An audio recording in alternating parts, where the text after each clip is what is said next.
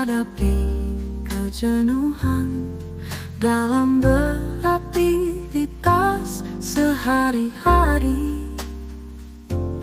Ini adalah godaan yang harus kita lawan.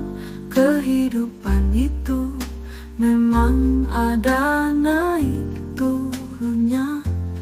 Percayalah dengan bersikap, percaya pada Sang Maha Kuasa. Pasti kita akan dijaga dan tetap berupaya optimis menggenggam kebahagiaan. Kita akan tetap berada pada frekuensi.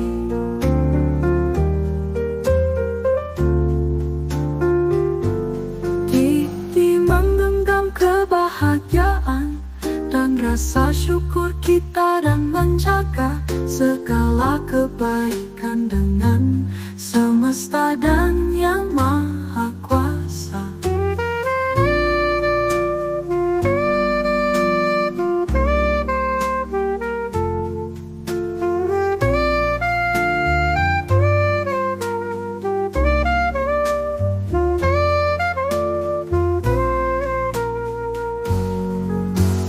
Kita akan tetap berada pada frekuensi tinggi, menggenggam kebahagiaan dan rasa syukur kita, dan menjaga segala kebaikan dengan semesta dan Yang Maha Kuasa.